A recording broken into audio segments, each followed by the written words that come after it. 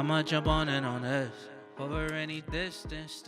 The reason why I think Joey's the villain, for real, and without question, is because I'm almost sure that he's like a snitch. Like, I'm pretty sure he snitched. Like, he got caught, but then for federal shit, they said the cops said they couldn't find any evidence in his computer, and it was clean. However, they were gonna stay staking out outside of his house and apartment. I'm like, all right, that's interesting. Cause he just got caught. Now, from my understanding, I don't know. Maybe some things I don't know. You know what I'm saying? I don't know everything.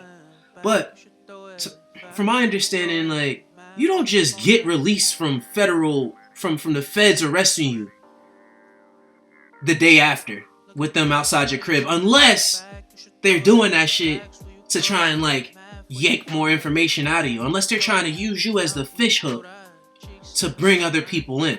And that's sort of how the story progresses. So Joey's now like this fish hook to like try and sink, hook, line, and sinker in some whatever hackers that the feds think he's getting help from, because obviously he comes across as too dumb on his own to be able to have accomplished this on his own. There was a scene when Joey meets Phantom Freak in the park. I don't know why he chose to meet him at a park. I don't know why he chose to meet his friend that he communicates with daily or very often at a random ass park. What is it, Central Park? We'll say it's Central Park. I don't know if it's Central Park. Maybe it's Bryant Park. I don't know what park it is. But it's definitely supposed to be a park in NY. And he definitely calls upon Phantom Freak to sit at the fountain. The fountain, like, you know how fountains are in the middle of parks, so they're like the premier place your eyesight, your line of sight goes.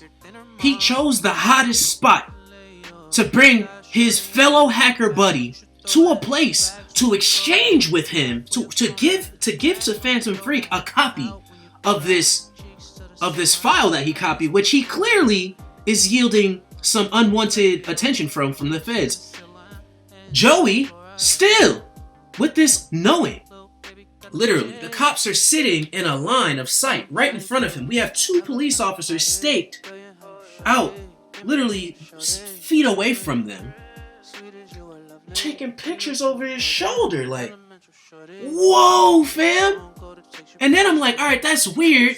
You know, maybe Joey doesn't know that he's being followed. But then, out of nowhere, my man, the smart guy he is, Ronaldo Santiago, the Phantom Freak himself, recognizes the cop taking pictures and like, yo, Joey, you gotta tell, bro. Joey, you gotta tell. What the fuck, son? They split off and then run away.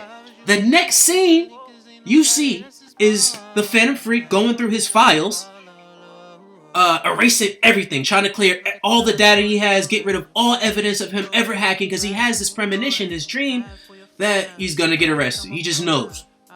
And he ends up getting arrested. And they take Phantom Freak to jail.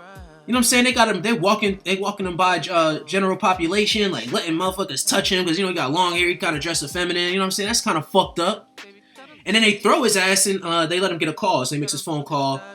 You know what I'm saying? He does the triple, quadruple, multi-tap on the hang-up button. It's back on the day on payphones. I don't know if you know this. It's been a couple years since we had payphones out here. But back when we had payphones, you could like tap the hang-up thing a couple times and it'll send you to an operator. And then that operator will put you in and will basically connect you to anybody you want to. So that's what he did.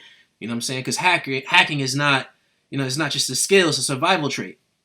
So he calls Angela Jolie's character, and then that's how everybody else is brought up to date with what's going on. I think Phantom Freak spends the rest of the movie behind bars, some way, somehow that I don't understand. This motherfucker Joey is out of jail. As to say, they both ran away from the boys, and for some reason Joey has the opportunity to be a part of the final sequence of this movie. But you just got arrested by the feds. Like twice. How are you here? He's clearly snitching. He's clearly the villain. He's clearly making life harder for every one of these people right here. Every single one. Lord Nikon, freaking serial killer, fucking crash and burn. And I never realized it until watching it recently at just how many opportunities Joey had to A, be free after doing fuck shit on his own, B, how many times he put the lives of his friends in danger, frivolously so, and then how he did so all the way up until the end of the movie, where it just magically happens to work out to his benefit. However, I will say that Joey was the first person to put his hands up when the cops finally found them. And I don't know, that sort of, I don't know. I mean, it makes sense. You should definitely put your hands up when the cops got a gun pointed at you. It's probably smart, but because he wasn't even he was not with the clique. The whole figuring out of the whole creating a network of hackers to defeat the Ellingson virus. And I'm like, yo, like, how is this? How does he keep getting out? I thought he got arrested. How is Freak not out? That's because Freak didn't snitch on his friends. Venom Freak didn't snitch on his friends, bro. He didn't tell them shit. He held it down. Famo, so that's not funny, dog. Like, I didn't.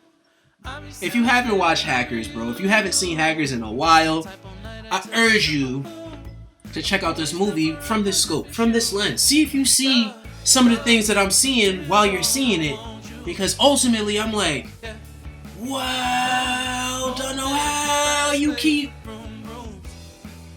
But I digress though. You know what I'm saying? Episode 25 over at Create Us TV, and I just felt like,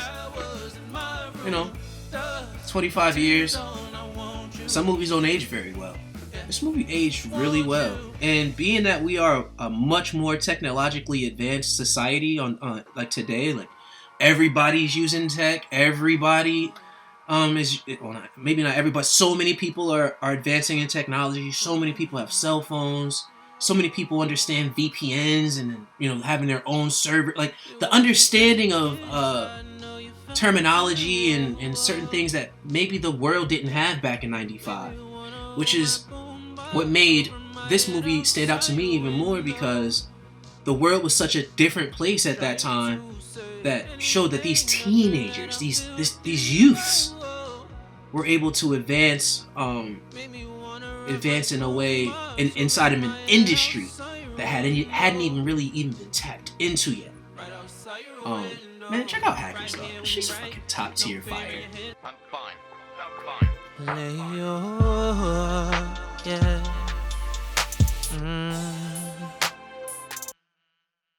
Leo, Billy Leonardo, so blow.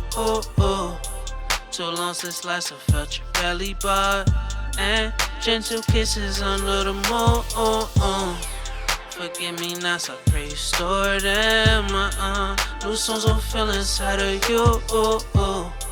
Rather some cry than not the crucial. Used to some Billy Leonardo, so blue.